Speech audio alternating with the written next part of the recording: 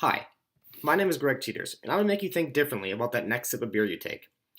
Beer has shaped our world in more ways than we know. Beer has been around for tens of thousands of years. The first beer was actually made by mistake. Early hunter and gatherers placed some barley in a vessel and left it out. It rained that night and filled the vessel with water. Over the next few days, it was very warm, which converted the sugars into something that could be fermented. This vessel, now filled with water, barley, and sugar, mixed with wild yeast that was in the air, and voila, beer had been made. These hunter and gatherers came back to find a mixture and they tried it. It tasted great and they were hooked. Now, let's fast forward to the Mesopotamian age. These people worshipped Ninakasi, the goddess of beer. They made offerings to her. Writing was also invented around this time because of beer. Mesopotamians scribed the recipes for beer onto stone tablets.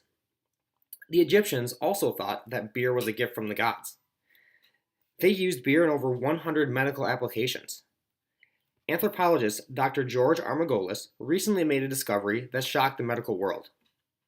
He found tetracycline in the bones of mummies.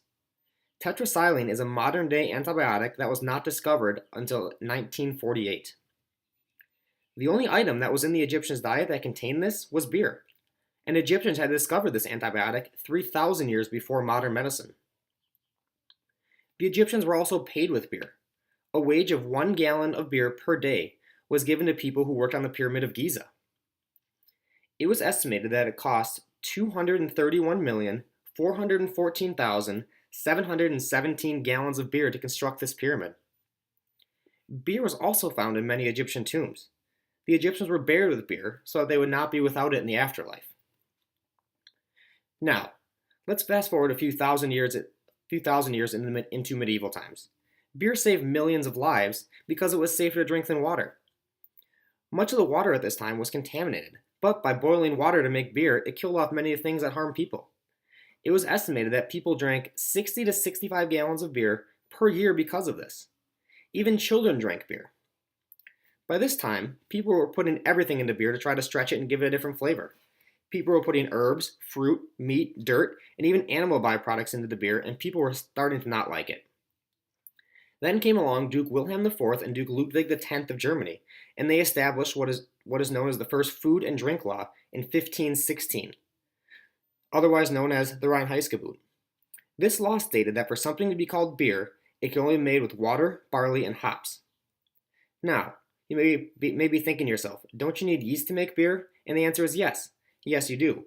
But yeast was not discovered yet. Louis Pasteur discovered yeast in 1858 when he was studying his beer. He noticed that his beer was alive while looking at it under a microscope. He concluded that these microorganisms were actually yeast cells, and that these organisms were responsible for converting the sugars into alcohol. This research also led to the discovery of bacteria. And without this discovery, we might not have discovered a vaccine for polio or smallpox. Now, what role does beer play in America, you may ask? Well, the Pilgrims actually had to cut their trip short while coming to America. They were planning on landing in Virginia, but a beer shortage on board forced them to land at Plymouth Rock. The reason they needed this beer was because their drinking water still was not safe to make the voyage. Fast forward a few hundred more years to a more established American colony, and taverns were popping up all over towns. People were using these taverns in the same way we do today, to socialize. People in groups are meeting at taverns on a regular basis to gossip and to see what's going on around town. One group that met regularly at the taverns, more specifically the Green Dragon Tavern, were the Sons of Liberty. Now, we all know what this group is responsible for, the Boston Tea Party. This group met at taverns to discuss an idea, which ended up leading us to the Revolutionary War. George Washington, Thomas Jefferson, John Adams, and Benjamin Franklin, 4 of our founding fathers, yep, they were all brewers. Washington actually had a fully functional brewery at Mount Vernon while he lived there. And Martha Washington's cookbook had been discovered, had many very detailed recipes in it outlining how to make beer. It's also theorized that beer helped to reduce child labor. In the late 19th century, many children worked in glass shops that produced glass bottles for the beer industry. This was until a machine was invented that could mass produce beer bottles more efficiently on an assembly line.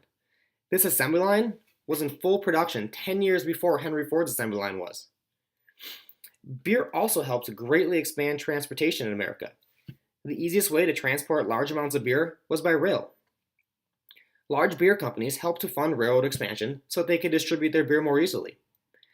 This also helped to reduce the cost of transportation from city to city for many citizens. Breweries also needed a way to keep their beer cold during transportation to prevent it from spoiling.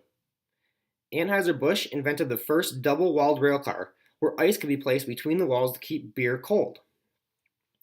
This allowed for more than just beer to be distributed long distances. For example, the meat industry greatly benefited from this so they could transport their meat. Large brewers also invested vast amount of money into something that we take for granted today, refrigeration. The first artificial refrigeration applications were invented for the beer industry to keep beer cold during distribution. Have you ever heard of the term rule of thumb? Yup, you guessed it. It has roots back to the beer. Before thermometers were invented, brewers would dip their thumb into their beer. If the beer was too cold, the yeast would not grow. If the beer was too warm, the yeast would die. So, just to put one thing into perspective for you, beer is the second most popular drink today, only behind tea. So, I hope that next time you take a sip of beer, you think about all the things that beer stands for and where we would be without it. Cheers.